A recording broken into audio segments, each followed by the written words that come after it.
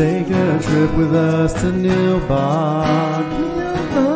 Just promise not to drink the goo. Oh my God! If you get sucked into the Matrix, we will sing the phone for you. Do you believe in fate? But every movie has a plot hole, and every hole gets filled somehow. Whiskey, wine, or blue milk. Just don't cut me off right now. We're the Plotaholics, a breakfast club of two. We're the Plotaholics, ripping plots apart for you. Yeah, well, that's just like your opinion, man.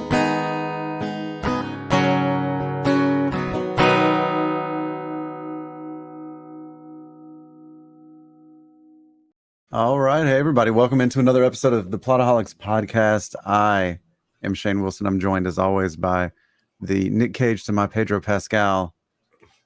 That's accurate. That's very accurate. That is very accurate. Before we get too deep into this, I noticed a comment on one of our past videos last week, and I kind of want to address it. Yeah, I never look at that stuff. So what is it? Yeah, me either. So to Mr. Sis Coke 9074 with the little avatar of the golden retriever, to say that Katie Salidas does not understand the character of Obi-Wan Kenobi goes to show how little you don't know the character of Obi-Wan Kenobi. I will put Katie Salidas's character breakdown of Obi-Wan Kenobi against anything that you could throw out any day of the week, twice on Sunday, 4 times at leap year, and 8 times on your birthday just to be a dick. Okay. I did see that. That's been there for a while, though. Yeah, I know, but I just never saw it, and it just kind of irked me off for whatever reason. So you and your 2 subscribers and your horribly ingrammatic ability to troll, you smell like pee.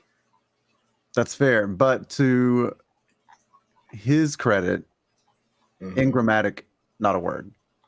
All right. Well, grammatically inaccurate. How's that? Because I'm sorry, it's better, but this woman does not understand Obi-Wan as a character.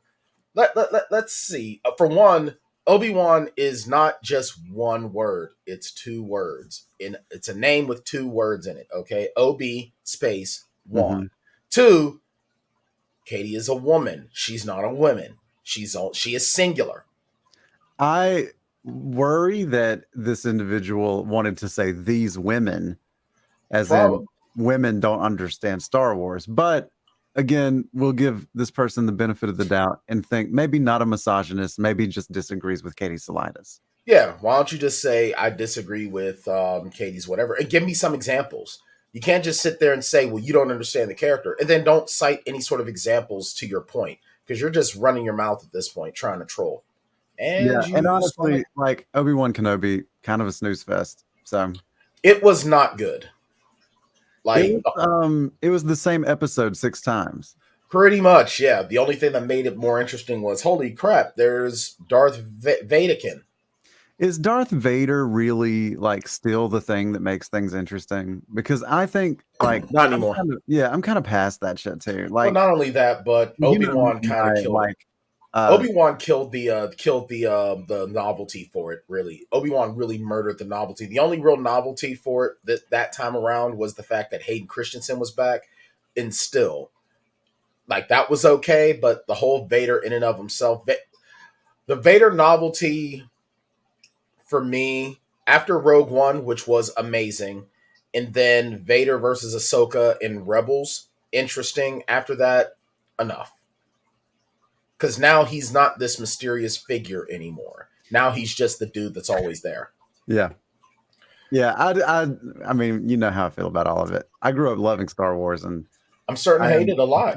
So over it. So I am too. Like, I watch Bad Batch because it is legitimately not like the other Star Wars stuff. Yeah, what's the Andor like? Have you watched any of that?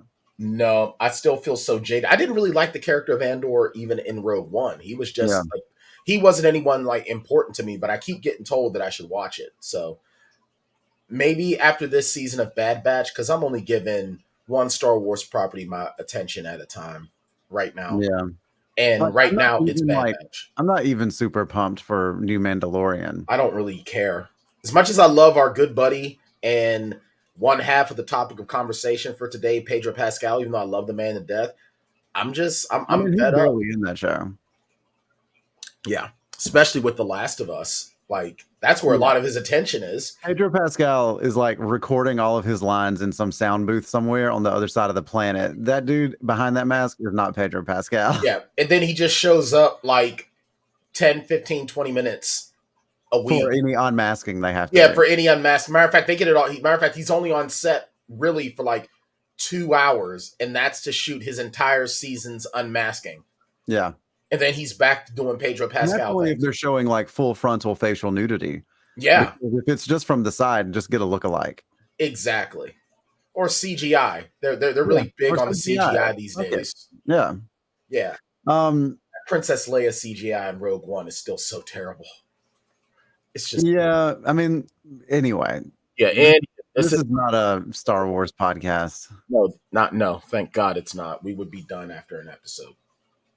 Because I'm just tired of it. Anywho. I'm done. Yeah. So we continue our look back at 2022's like weird, wacky world of movies. And this one is more of a hidden gem, really, because I didn't even know anything about this, but apparently a lot of y'all did. I left a couple of comments. Matter of fact, I was talking to Melinda D, my co-host for the Tan Talks, and she was super excited. She's super excited for this episode because she's seen this movie. And shout out to Faith Morrow, who is on our Fandoms United page. If you're on the Facebook and you want to get into some geek chat, share some geeky memes, go to our Fandoms United Facebook group and check it out. But even she's like into the movie. But y'all three are the only ones that I've heard talk about this movie at all. So I enjoyed it.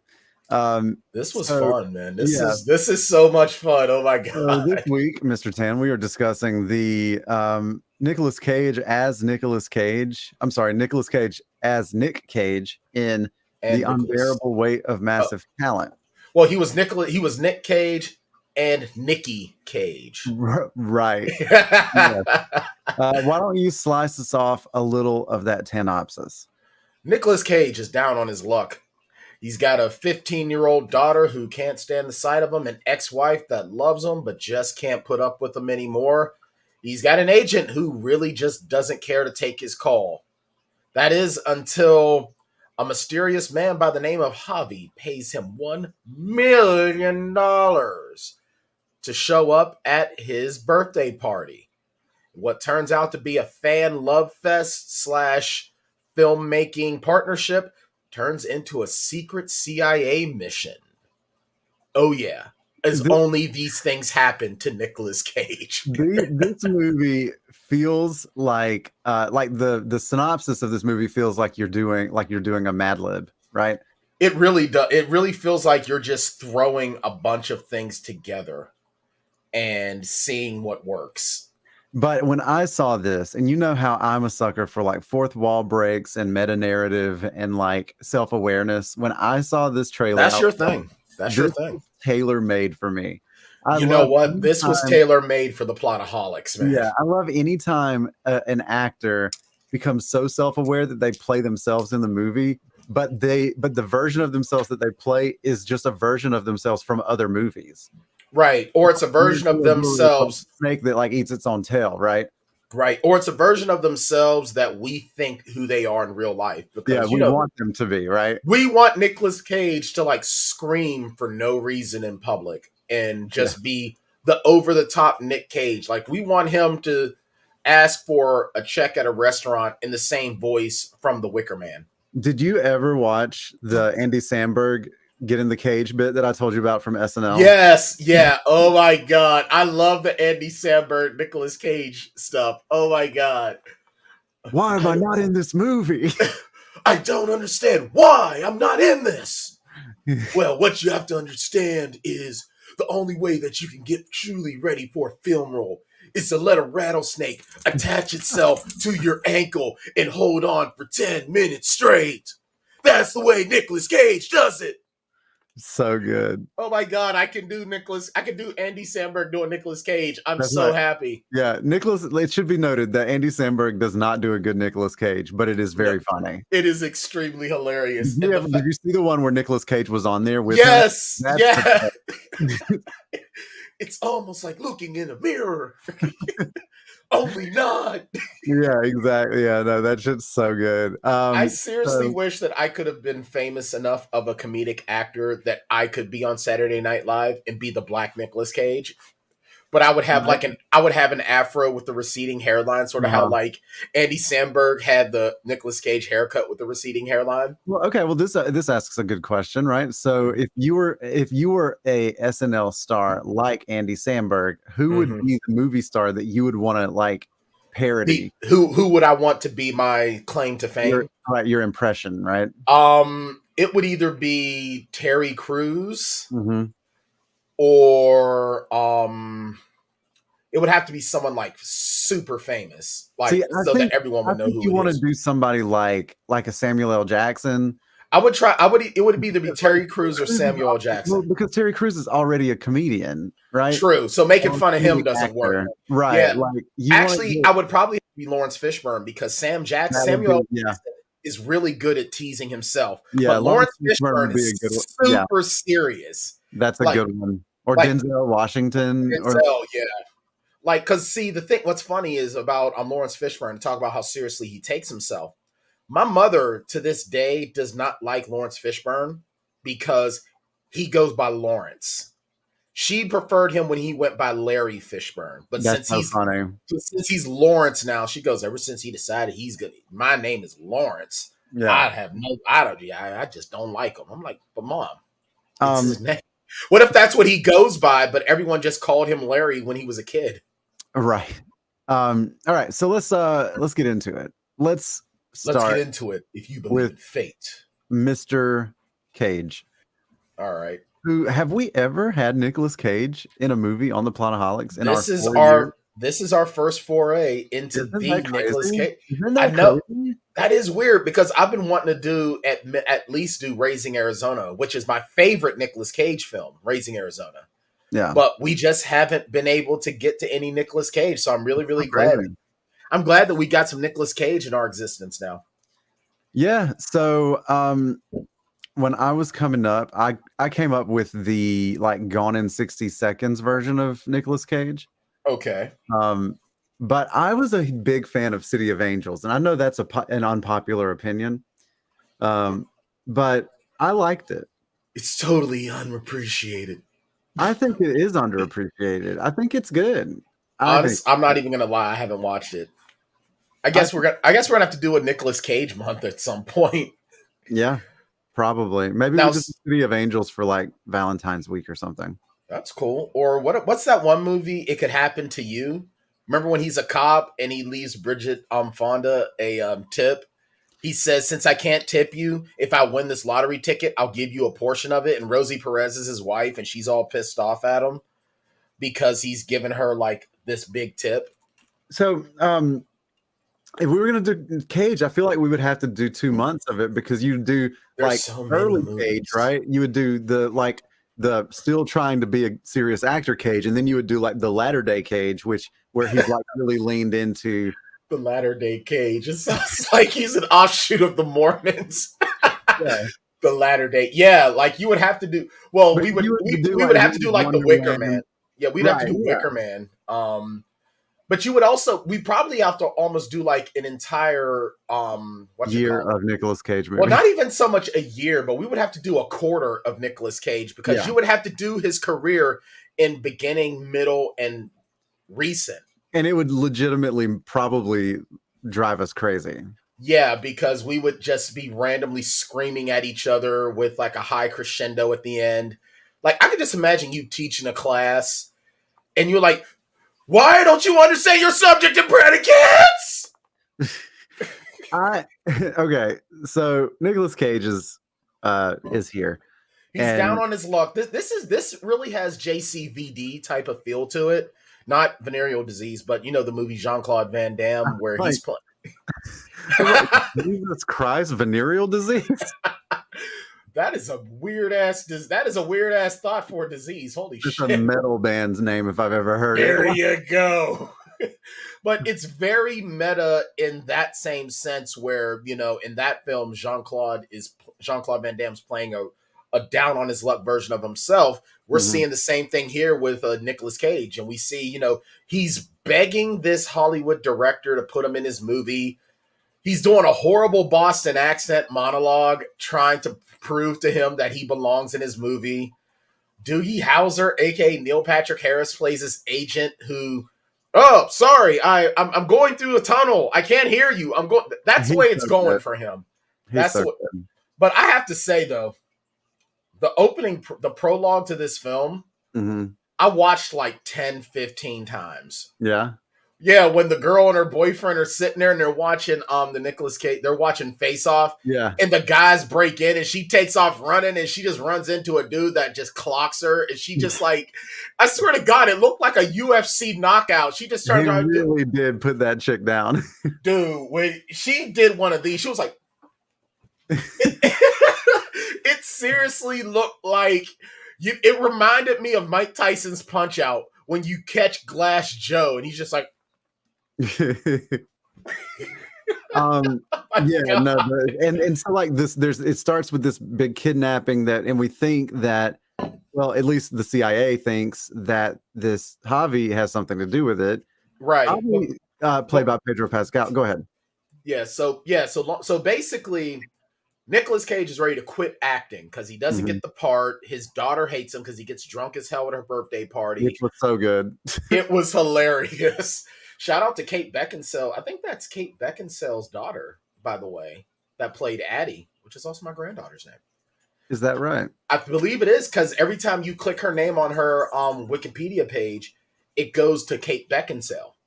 And she has the same last name as her ex-husband. Oh, well, there you go. No, as Michael Sheen, aka Marcus from Twilight, aka Lucian from Underworld. So yeah, that's Kate. Anna McDonald, right? Huh? Anna McDonald is who you're talking about? No, Lily Mo Sheen. Oh, Lily Mo Sheen. Lily Mo Sheen. Oh, sorry. I got these two confused because you have the in-movie. Oh, gotcha. In-movie wife and daughter, and then you have at the end of the movie wife and daughter, right? So like right there.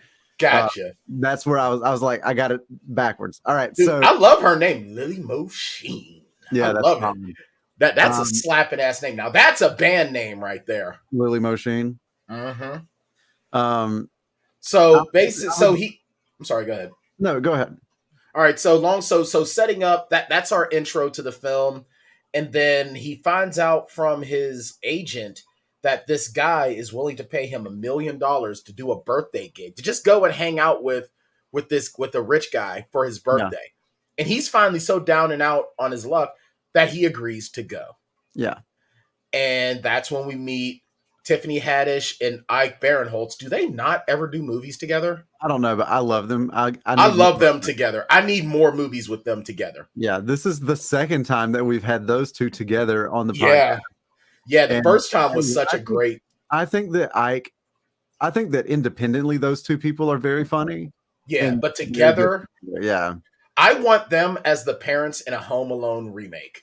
I would like that. I would also really like to see them get their own like Key and Peele-esque sketch comedy show. Absolutely. I want to be fat Lawrence Fishburne in that right, show. Exactly. Let's get Haddish and Barrinholtz as like a comedic duo, you know? Absolutely.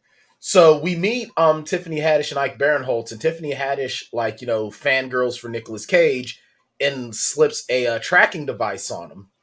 And then that's where we meet Javi Gutierrez, played by Padro Pascal, a billionaire. Now, I want to take a moment here because I've never liked Padro Pascal more than I like him in this movie. You know, Melinda said this best, and I stole it for the Fandoms United page, and she called me out on it. But if Padro Pascal is not like this in real life, I am horribly disappointed. Yeah, I've never really vibed with this dude that much. Like, I didn't like, I mean, I was whatever about Game of Thrones. Like, he was fine, but he wasn't like melting my face off. You know, like he was. He also had his chiclets knocked out really, really quick and murdered. Right, exactly. So he wasn't around much. The Mandalorian is pretty good, but like how much of that is him? And also he's like not really like he's not emoting much, right? So that's like the Mandalorian's a badass character, but it's not necessarily because of Pedro Pascal. He was awful in Wonder Woman. Oh my god, Wonder Woman was terrible. Like there's no like if I were him, I would be like, yeah, I'm not doing this movie. Like this guy continues to be sort of like the it guy right now. In spite of the fact that he was in a terrible Wonder Woman, he was in some sort of like Shark Boy and Lava Girl reboot that nobody even wanted. Like he was in how the is this guy getting everything? Like I think it's because he's just that guy that you really want to love, man. Like he's just that guy right now. He's just that guy. Yeah, well, I mean, he was really good in Kingsman: The Golden Circle. He was pretty good in that. Okay. The thing is, like, I believe he's a talented actor. I just feel like he keeps getting put in bad movies. Right, but at the same time, I love him here. Like I've never liked him more than I like him in Unbearable Weight of Massive Talent.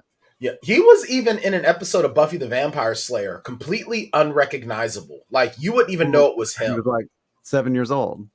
He was. Let me see. This was like in 1999, so he was like in his early 20s. Like he was in his early mid 20s with no facial hair. You wouldn't recognize him. Well, the mustache has become so, like, you know, you've got to ride the mustache mountain when it comes to Pedro Pascal. If you're Pedro Pascal at this point, you can never shave it off unless it's for a role, because I think he shave it off for Wonder Woman, and that's why that movie was. That's among the other reasons why the movie was. I feel like he lost something because of that. It's like Samson's long hair, you know? Yes, his mustache. Well, he also shouldn't be wearing like the tele-evangelist bright blue tuxedo as well. That was just a horrible fashion choice. That movie. Yeah, there was so much wrong with that movie. The only good part of that movie was the Linda Carter cameo and Kristen Wiig. And Kristen Wiig. Yeah. How, like, I know we're taking a real deviation here, but I would be remiss if I didn't ask you a little bit about The Last of Us and Tan Talks. How's it going up there? So we're 2 episodes in on The Last of Us, and I'll tell you what, man, this show, even though I know what's gonna happen, HBO has done an amazing job with it. Yeah. They've made some creative changes to the mythos, which only makes it scarier and creepier. Melinda and I were talking about so in the game, it's spores that help spread this along, where now the infected have these fungi things in their mouths that like but it's not like mandible opening type of thing. It's like they open their mouths and like these fuzzies just come out. Like they try to French kiss you to death. Yeah. And it's real creepy, but it makes it a lot scarier than just, oh, wow, we got to stay away from spores. Just don't go near them. No, now it's just, there's that. And they do a really, really good job in really explaining how a fungal infection is actually way more dangerous than than a bacteria or a virus, because you can't kill fungus. Yeah. You can't kill funguses easily. So, no, I think we're doing really, really well. We're hitting our stride. Melinda has not done podcasting before, but she does a really good job at discussing it. She's nice. I think we're watching them because I haven't watched the series yet. But Michelle and I do want to get into it, mix it up. I think you've never played the games, have you? I've never played it, no. I think you're going to really enjoy it. And then if you do choose to play the games later, like if you pick up a PlayStation, whatever, and you want to try it, I think that you're really going to be happy with it. Pedro Pascal as Joel, he's nailing it. He is nailing it. And Bella Thorne is definitely nailing it as Ellie. She's got I want to say she has just a touch, just barely a touch more attitude in the show than in the game, and that's only because Bella Thorne. Well, because she's basically playing her character from Game of Thrones in this show, where she's very fearless. Yeah, I love Bella Thorne. Honestly, I know that's Bella Thorne is great. Opinion either, but I like dudes like to shit on her. They only want to shit on her because of the fact that she is out, non-binary, and they don't like it. Yeah. Like I noticed that whenever a woman comes out, huh? I think she's hot though. I don't find her hot, but I just find her great. She's played really like crazy people in movies. She plays crazy, scary people. Yeah, where it's the danger factor of them that makes it a sort of a sexiness. Yeah, I like that, Michelle. But I've noticed a lot of men, especially these trolls, when they find out that a woman isn't straight, that's when their hate comes. Yeah, Michelle likes to rib me because she's like, I can always tell who the crazy person is in a movie because it's the one that you think is the hottest. Yeah, and I'm like, and my radar is like 100% accurate, right? So she's like, well, who's the hottest one in this? And I'm like, it's that. And she's like, so she's the killer then. And then we get to the end, and that's who it was. Like, did you do that with the newest Scream? Did you do that? I haven't seen the newest Scream yet. Okay, fair enough. Although excited about Scream in New York. Only reason why I'm not is that Neve Campbell isn't back. Yeah, that sucks. Because they don't want to pay. They don't want to pay a lady. Yeah. How do you pay? I mean, I understand why you pay Courtney Cox. She's Courtney Cox. But Neve Campbell has been there since day one, and without Neve Campbell, you don't have a series. Yeah. But anywho. But no, check out Tan Talks. Check out Tan Talks on the exclusively on our YouTube channel every Monday. Okay, so like the middle meat of this movie is Nick Cage being resistant to doing this. Like he's not happy to be there, but he's being polite along with it, right? Right. But two guys become like best friends, and it's my favorite thing. It really is. Like when they start to become friends, I am so hooked into this. It's so funny. So like we realized that Padro Pascal or Javi has invited Nick Cage out to this island to try to pitch him a script. Right. And like he goes into a monologue, much the same as Nicolas Cage did at the restaurant. And at first Nicolas Cage ain't down, but then he gets into it. And then they jump off a cliff and he goes, "What the fuck? I didn't think that it was that deep. What the?" But he had a ball. Often they like slip into these like overly dramatic like dialogue exchanges. It's so good. Even like the scene where they like climb over the wall and he like grabs his hand and holds but like lets him go, and the ground is just like a foot down, and he's just like, no. And then he falls off, and then he's sitting there crying for him, and then he just walks around the wall. And goes, "Hi, Nick." He goes, "What the?" He goes, "Oh, I guess we could have just walked around." I was like, "What the?" That shit is so. That funny, was the most hilarious thing. Oh, and there's a lot of that kind of humor, like that like out of like because we get the idea that like actors and creatives sort of live in this like alternative universe, right? But it's true. It's true. Right, exactly. So they like lean into that a little bit, and so like when they're being chased at the end by these legitimately terrifying, threatening people, like it is just like a scene from an action movie, and it just like complete with the fussing at each other over their footwear. He goes, "You expect me to run in fucking penny loafers?" Right? Yeah. It's like your shoes have no ankle support. Well, we've talked about how like in so many movies, like women tend to like keep their high heels on when they're running from, for example, dinosaurs, right? Yeah. And like I like that they like call attention to the ridiculous footwear choices in these movies.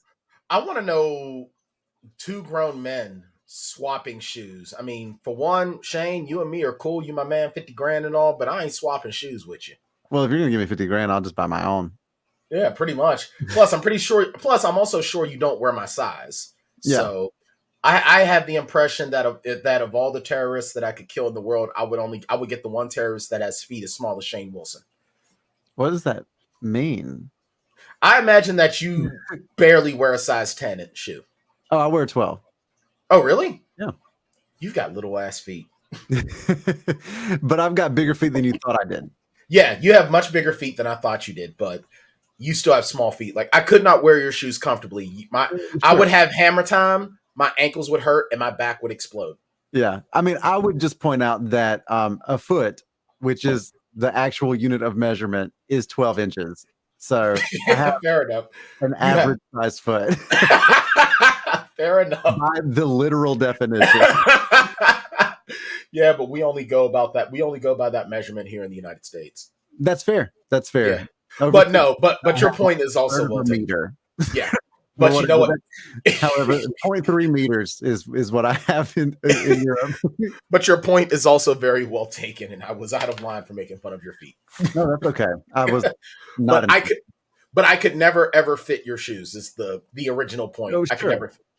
Sure. So maybe, two grown men swapping. Maybe Brian. Maybe you just have very large feet, like comedically large clown feet. I do about have the sideshow Bob going on. Right. So I think that it's hilarious that I bought some boots for a friend of mine for Christmas, and this dude is huge. Like he's like 6'7". Yeah. But he wears a size 12. That's good. And I'm 6 feet tall. Oh wow, you're taller than me too. I'm taller than you, and I have tiny little girl feet compared to me. Yeah, because I'm 5'8", 5'9", depending on the day, and I wear a size 15. Yeah, I have freakishly large feet. Like, yeah, if I were over 6 feet tall, I'd probably be in like a size 18. You would make a hilarious clown, though. I would.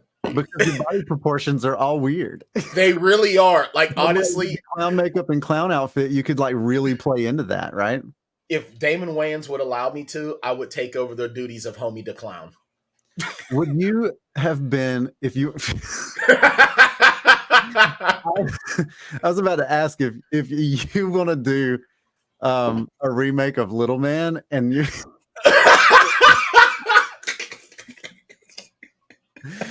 But you're the little man, but your feet are the same size. Oh, that would be great. Oh, I would love to do that film. Sign me up. Like you would have to CGI my feet in my face and put them on a toddler. Yeah. Oh, a lot of the running gags are that I can't really walk because you would just have to film everything twice, right? In one shot, you would wear like a green suit from the neck down, and in the other ones, you would wear it from the ankles up. That would be awesome. And then we would just splice them together. So if you were just a little bit off in one of the takes, like your head would be a little bit ahead of the rest of your body. Like, I think that would be so funny. Why don't we have the money to make film? The critics are like, I thought I was going to see Little Man, but what I saw was some surrealistic horror about a melting man. Can you imagine me being born with the feet that I have now? Like my poor mother. God. Thank God she had a C-section. You kick the door down and walk out. Funk! I have come to end the party. What is happening? I wish, honestly, this is such a weird conversation. I wish that babies got one sentence. I was just thinking, just one sentence, one catchphrase, one something. Yeah, give us one catchphrase that we have. Like, we have 9 months with nothing really going on. Like, let us workshop it. Like, let's think about it. Give us some time, pad and pencil.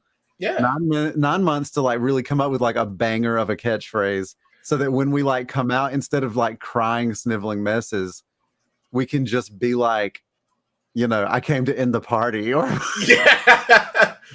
Hope you wasn't a potty girl. Because those days are over. Right.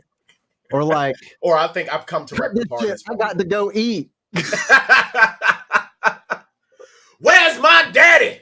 And then the mom just starts crying because she doesn't know. Yeah. Sad. Rip. GG's. I love it. Or better yet, can you imagine? Now you remember, as tasteless as it was, the Prom Night Dumpster Baby song from Family Guy. Can you imagine that? Like the baby comes out and just goes, "Well, this is some bullshit." Yeah, yeah. I mean, I think babies are a waste of time. Call me when you're old enough to do something. I had a theory one time, or not even a theory, but I feel like we would be better off as a culture if we took baby animals of different species and put them against baby humans in a fight to the death. Wow. It would make our babies stronger. Only the strong would survive. We would have no babies because you would have that one person that would put like a baby human. They're going up against similarly aged lions. Like, yeah, but I'm pretty sure a recently hatched Komodo dragon has a distinct advantage over a recently hatched human baby. Well, we would be evolving in a particular direction, is what I'm saying. and look, so Michelle and I will just sit at like a restaurant or something, and some like little piece of shit kid will run through, and we're like, would definitely not beat a lion in a fight. Have you ever tripped a child that was like running in some place that was not on accident? I mean, on purpose. Freudian slip at its worst. So, like, you're at a wedding and some kid is just running like wild. I have actually never tripped a child. I want to go on the record and say I've never actually tripped a child. I have like blindsided a kid like without realizing, because they're like little, and I'm just walking, and then they're like, you know how kids will like run with reckless abandon and then like look over there, and they just flop right into the side of me, and then they are just on the ground. I don't think you won't be able to see it on the camera, but I have a scar on my forehead where I had to get stitches when I was 2. Yeah. Because I hit my uncle in the balls with a hammer, and I took off running when he was chasing me. And I looked over my shoulder to see where he was. And when I turned around, I ran into the corner end of the table. Oof. So, yep, that reckless abandon run. And then, of course, he was still mad that I hit him in the nuts with the hammer. He calls my mom at work and just goes, yeah, your kid's at the hospital. Your kid's in the hospital with a hole in his head. Bye. And hung up. He was mad as hell. Well, yeah, I get it. But that's the kind of comedy that you get in this movie. I was like way into wrestling, and my dad was like taking a nap on the couch, and I was like, people's elbow. And like just dropped it on his face. Like, oh, you deserved your ass whooped for that. He was pissed. Dude, I love it when little kids, like when grown-ups let them win play fights. Right. Yeah. And then they go up against an adult that's just not about that life. Yeah. And like pins the kid, and the kid is all mad because they're losing. They can't handle it. Yeah. Sorry that we got distracted there on. But that's the kind of to the credit of this movie, that's the kind of funny this movie is, because it just when you think you've got a point, it takes you someplace else. It is just totally wild. Like, this movie is literally the buddy cop Nicolas Cage movie that I have always wanted. Yeah. Because we find out that Tiffany Haddish and Ike Barrinholtz are CIA agents, and Javi is said to be the head of a cartel. The cartel that Glass Joe'd the shit out of the girl at the beginning of the movie. So Nicolas Cage is trying to spy on them, on Javi, for them, because of his thespian whatever the hell, he just knows how to be a spy because he's an actor. Well, it takes another turn when Javi brings Nicolas Cage's ex-wife and daughter out to their excursion, because he's telling Nicolas Cage, you need to put to bed the feelings and the guilt that you have with your ex-wife and your daughter. Right. Well, Nicolas Cage is like, holy shit, he's on to me, and he's bringing my family out here to threaten me.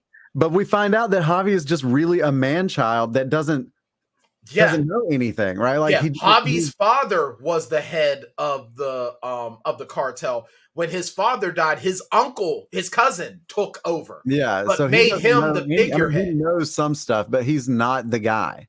He's a man-child that has always had money. Yeah. So they think they have to kill each other because Javi's cousin says, well, this dude is CIA. You have to kill him because you brought him here. Yeah. So we get this over dramatic of them when they exchange shoes because they think they have to kill each other. And Nicolas Cage, of course, has the golden guns from Face Off because Javi actually had a life-size mannequin made of Nicolas Cage. He has this Nicolas Cage shrine. It is so wonderful. Who wouldn't have come on, man, if you had the money, you wouldn't have a Nicolas Cage shrine? I sure as shit would. He's probably the one.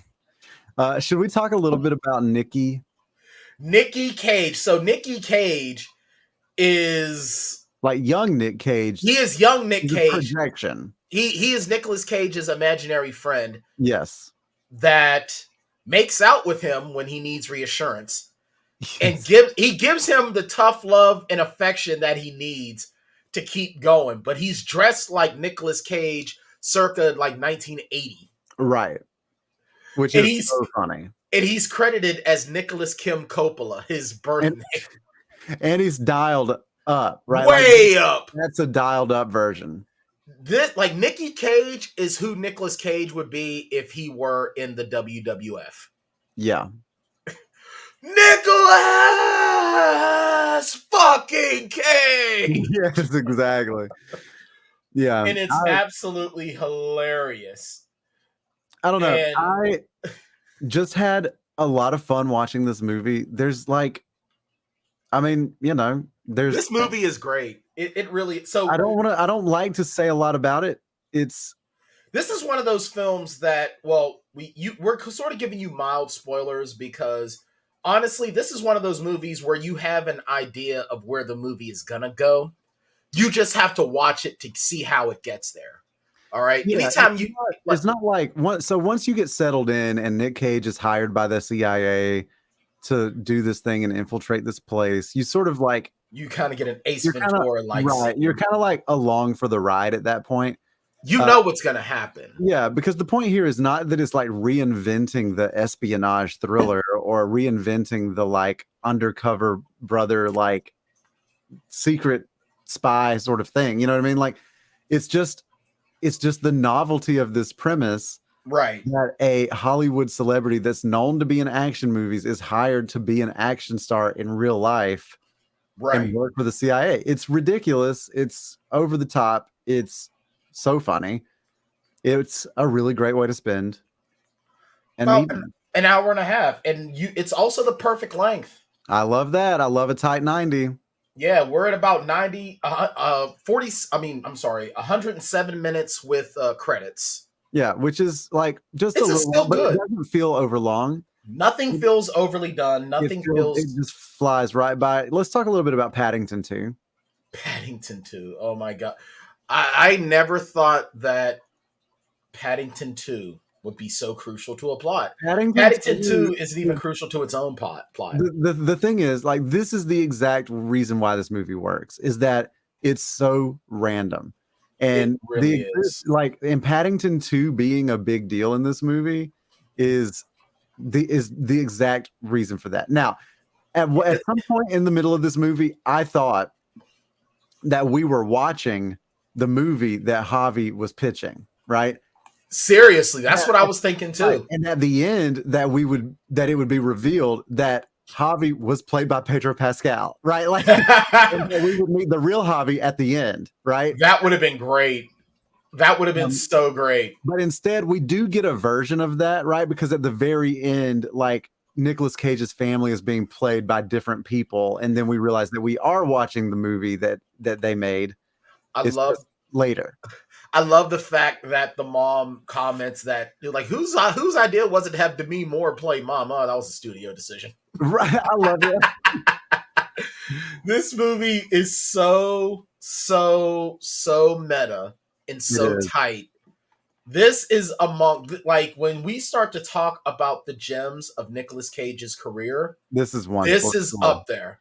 Like, for me right now, it goes Raising Arizona, Face Off, this movie, The Unbearable Weight of Massive Talent. Like, I think those are my top. Easily, it should be in anybody's top 5 Nick Cage movies. It should definitely be close to the top. Absolutely. This is the best movie he's done in years. Yeah, I think so. Like, even when they brought up The Croods, which was still very funny, but The Croods, it's that was one of his better movies that he was doing in this time, where he's just making movies. Right, when he's in everything. Right, but really, this is definitely up there as one of the best films. Like, honestly, I have no desire to watch Renfield because I kind of feel like this is more of Nicolas Cage just making stuff. Yeah. This is such a great movie. If you're a fan of Nicolas Cage, you're like, man, I really wish that he would do something that I would want to see again. this is the movie for you. Right. You know, what kind of blows my mind is that he turned this movie down 3 or 4 times. He wanted to play Javi. Isn't that crazy? At one point. Yeah. He turned this down, and then it turns out he wanted to be Javi until Padro Pascal came on. And then he's like, fine, I'll be myself. Like, I wonder what his idea was in turning this down. Did he just feel like it was making fun of himself? Or like, this is what Wikipedia says, is that eventually the writer-director Tom Gormican wrote him a personal letter, and that's when he agreed. So like, I think that this guy explained it to him a little bit more and got him on board.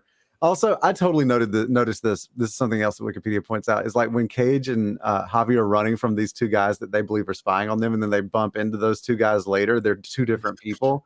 Like, I noticed that, and I was like, those are 2 different people. I love that they just like let that happen. Like that, they just let that be what it was. Their chemistry is so good. Like, yeah, I want another one. Maybe if not a sequel, maybe give us a buddy cop movie of these 2 guys as aging cops. Why don't we, like, this to me gives us it's like a new formula for that old like Expendables formula.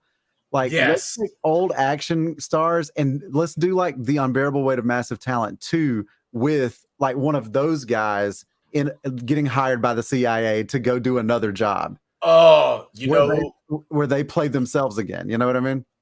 My first vote would be Chuck Norris. I want Chuck Norris. I want Chuck Norris and Mr. T having to go on some weird CIA mission. I need to know that Chuck Norris is self-aware, because if he's not, then I hate him. Yeah, agreed. Like, Mr. T is self-aware. He's very self-aware. He proved that with the movie Freaked. Right. I would watch why don't they just hire the A-team? Well, you can't, because George Pepper is dead. He's okay. Dead for a while. Well, let's get the rest of them.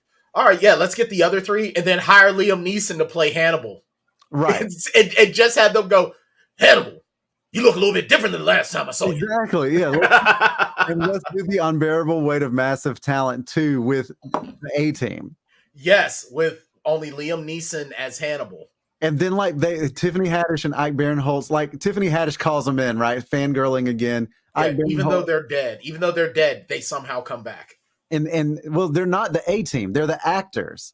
Yes. Well, but I mean, Tiffany Haddish and Ike Barrinholtz are dead. Oh, right. But bring them back to life. I want them back. Right. Yeah, bring them back to life. She's all like, all right, the A-team, you guys are going to go in, blah, blah, blah. She gives them their mission or whatever. Ike Barrinholtz is like, that's not the real A-team, right? Like, the A-team she's like, I know, Ike, but I'm trying to get in the headspace here.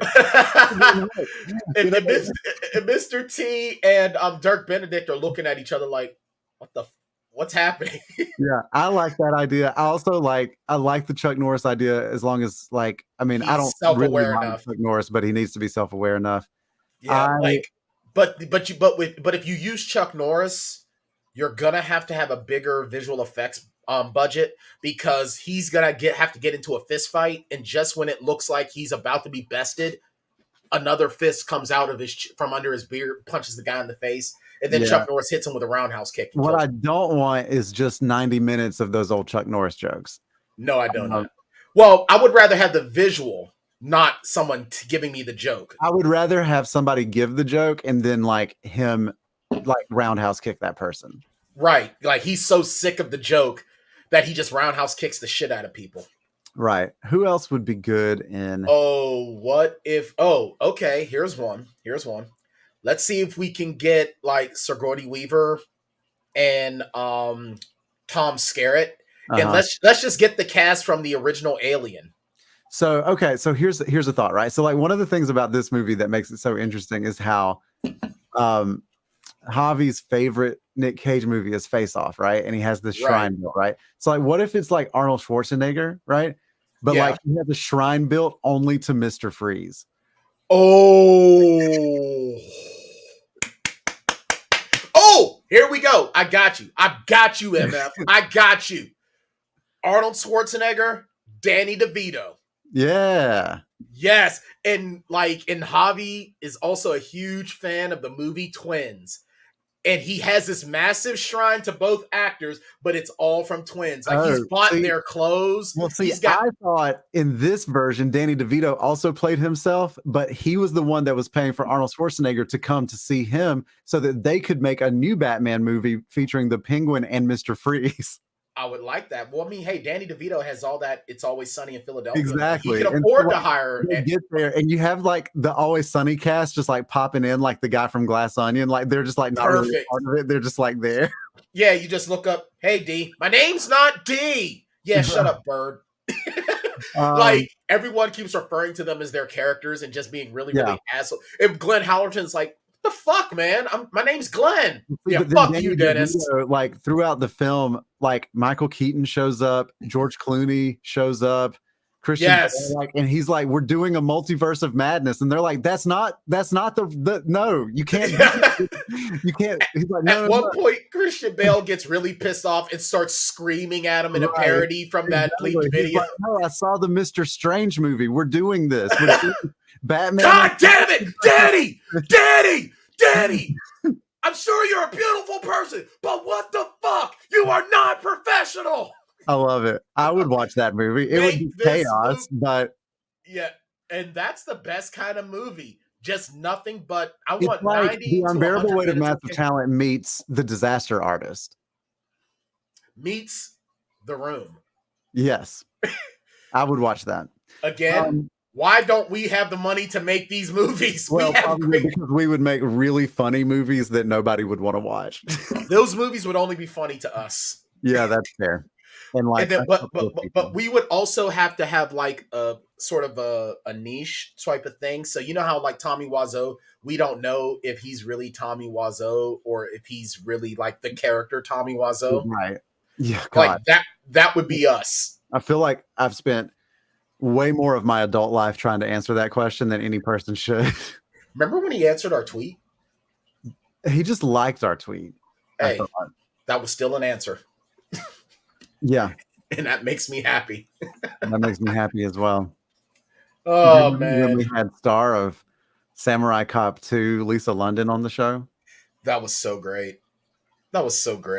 Remember when we had the star of Hot Ticket to Hawaii? Man, I haven't watched that movie in a minute. I kind of need to go watch that again. I seriously want to go back and watch all of the Sedaris movies. Man, we've had some great times on this show. Man. We have. I mean, we've sort of dialed back over the last couple of years to, make sure that we weren't overstretched. Because we were starting to stretch ourselves. Well, and we were in pandemic mode too. Like it was a little bit easier to do all of that stuff when we were all living at home. Yeah, but those were some great times. We've done some great movies. And really cool people. Yeah, we have. I think for our 200th episode, which is 11 episodes from now. Yeah. It should probably just be maybe like a live like thing where like we just bring people in to talk about stuff. Yeah, like whatever, just shoot the shit. Yeah, kind of. Maybe see if we can get some of our old friends to come in. We've also sort of we've blacklisted a couple of people from this show as well. Like we have, yes. Yeah, remember we were supposed to have that interview and we got blown off? That's right. And then like 2 months later, they emailed us back like, "Hey, I'm good to schedule the interview." And it's like, "Nah, we're good." We're good.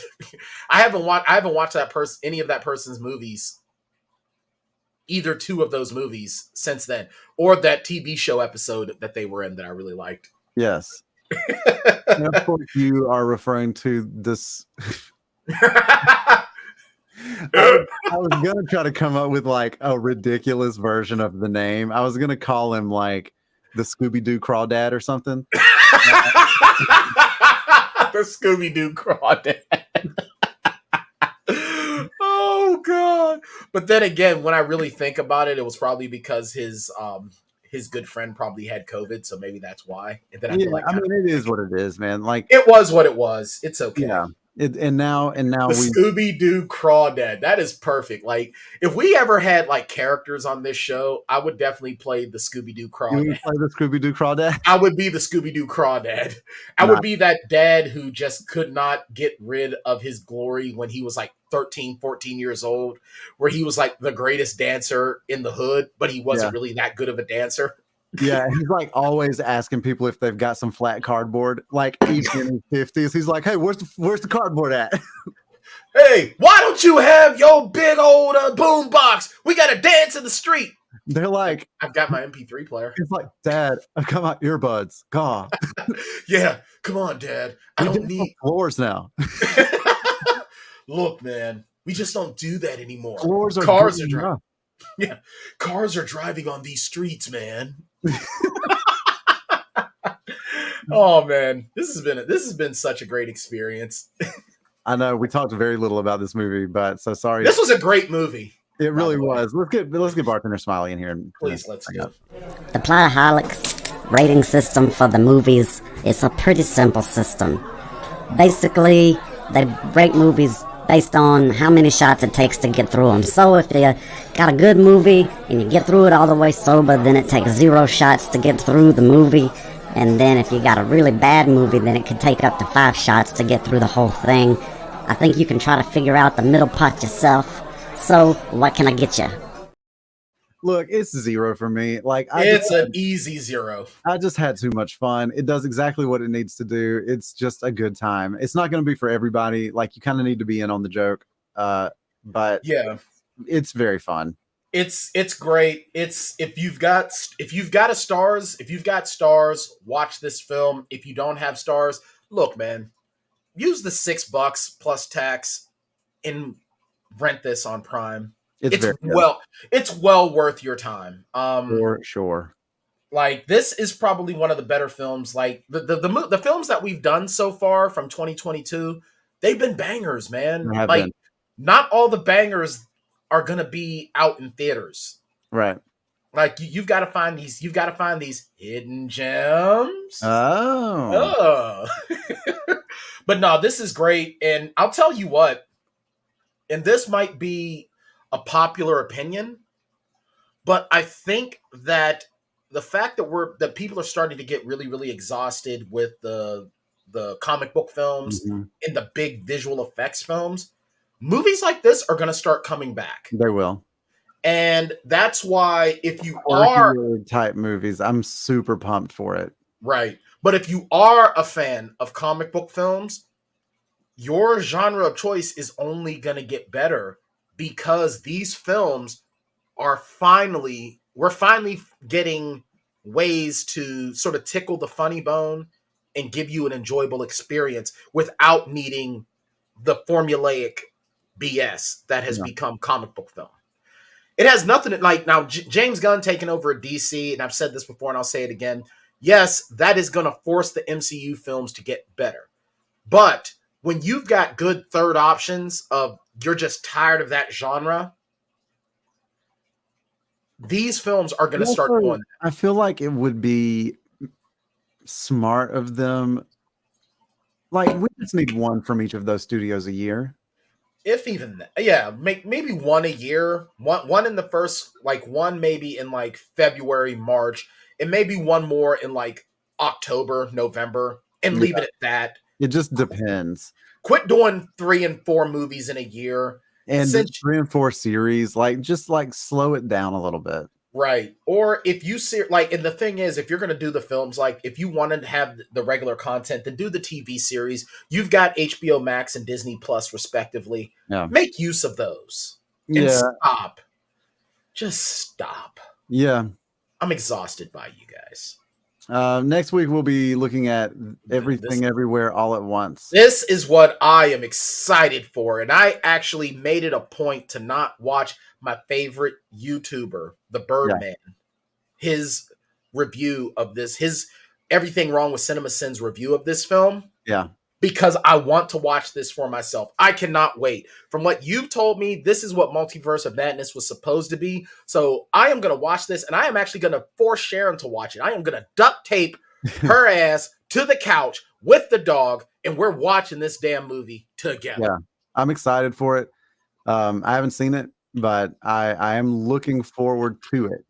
And we'll do that next week. And make sure you rate, review, subscribe, etc., and we will check out Tan Talks every what day are you guys every doing? Monday. We're doing these on Mondays. The Last of Us film show it premieres on HBO Max every Sunday. Melinda D and I will be on our YouTube channel exclusively talking episode 3 on Monday. So you can get it there. Thanks to those that have watched. And I have 2 birthday shout outs I want to give before we go. Yeah, let's do it. First and foremost, I want to give a shout out to the sunshine of my existence, my mini-me, my son, Brian Tan Jr., who is an avid Plotaholics fan. Y'all may have remember hearing him when he and I did our father-son review of Hobbs and Shaw. We didn't really like it. I also feel like he sat in on Space Jam. He also sat in on Space Jam as well. Yes, he did. So happy birthday, 14 years old yesterday. Happy birthday to you, son. I love you very, very much. We're going to be playing Overwatch this weekend. And also to my good friend and sister, Angela Mancini, who she and my son share a birthday. That was very, very difficult when Brian Jr. was born because I didn't call her for her birthday that year and she thought that I forgot. It was like, no, my kid was being born. I'm so sorry. So happy birthday to the 2 of you. Love you so, so much. And Brian, 4 more years comes adulthood. So enjoy it while you can. All right. And with that, I'm Shane Wilson, and that's the Scooby-Doo Crawdad, Brian Tan. We'll see you guys next time. Take a trip with us to Nilbog. Just promise not to drink the goo. Oh my God! If you get sucked into the Matrix, we will send a phone for you. Do you believe in fate?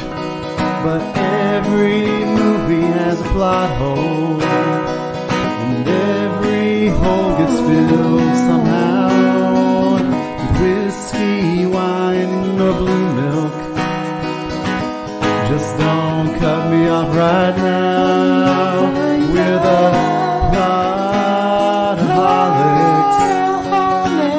a breakfast club of 2.